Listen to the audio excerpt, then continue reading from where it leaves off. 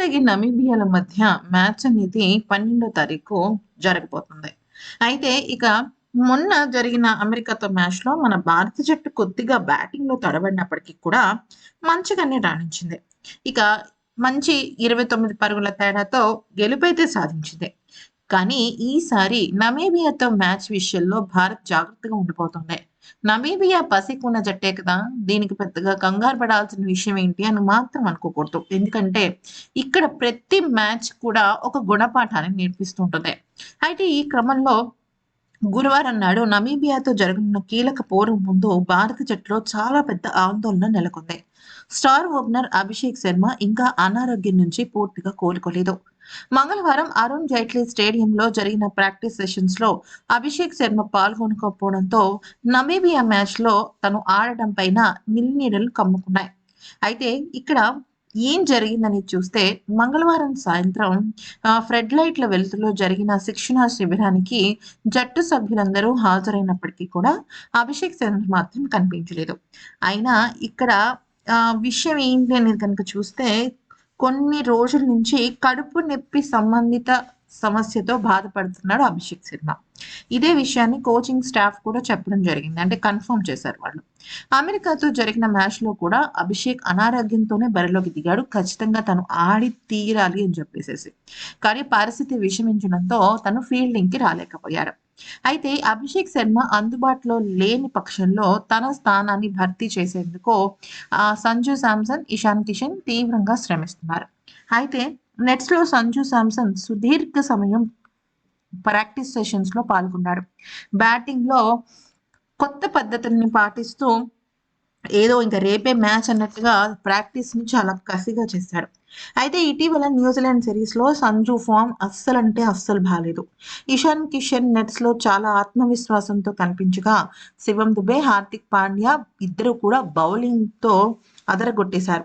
ఇక వీళ్ళిద్దరి బౌలింగ్‌లో అటు సంజు శాంసన్, ఇటు ఇషాన్ కిషన్ బాగా మంచిగా ఆడారు. కానీ ఇషాన్ కిషన్ భారీ షాట్లు ఆడుతూ సెలెక్టర్ల దృష్టిని ఆకర్షించాడు. అయితే బ్యాటింగ్ కోచ్ రాన్ రెడ్ డోషన్ మాట్లాడుతూ అభిషేక్ ఇంకా కోలుకుంటున్నాడు.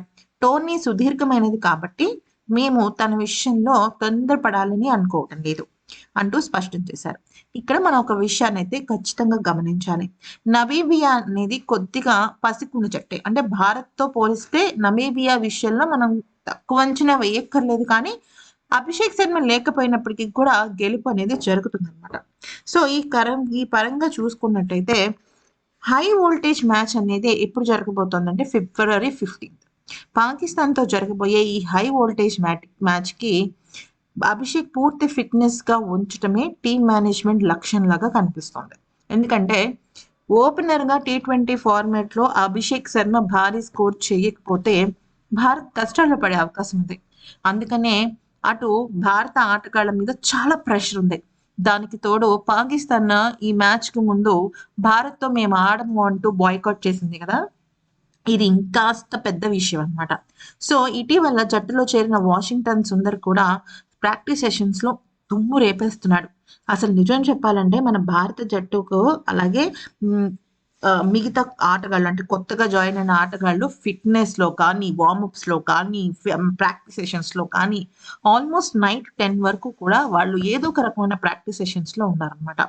అయితే ఇంకా ఇంకొక ముఖ్యమైన విషయం ఏంటంటే అభిషేక్ శర్మ నిజంగా కోలుకున్నప్పటికీ కూడా ఈ నమీబియాతో మ్యాచ్‌లో మాత్రం తనకు అవకాశం ఇవ్వకుండా ఇషాన్‌కి కానీ, సంజుకి కానీ ఇస్తారు. మోస్ట్‌లీ సంజు శాంసన్‌కి ఇచ్చే అవకాశము ఉంది.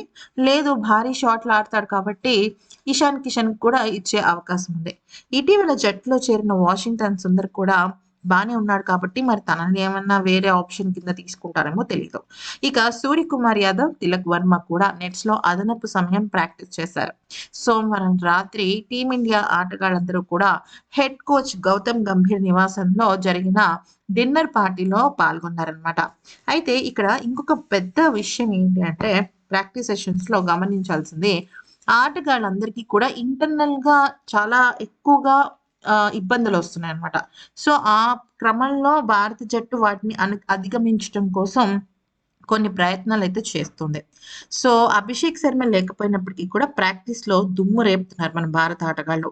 అయితే ముఖ్యంగా వాళ్ళకి జట్టులో ఉన్న వాళ్ళకి వాళ్ళే ఇంటర్ స్క్వాడ్ మ్యాచ్ లాగా పెట్టుకున్నారు. అంటే ఉన్న ఆటగాళ్ళందరూ ప్లస్ నెట్ బౌలర్స్, నెట్‌కి సంబంధించిన ప్లేయర్స్ వాళ్ళందరూ కూడా పెట్టుకోవడం అయితే జరిగిందనమాట. సో, ఈ క్రమంలో భారత జట్టు చాలా బాగా రాణిస్తుంది. సో, ఈ వీడియో గనుక నచ్చితే లైక్ చేసి సబ్స్క్రైబ్ చేసుకోండి.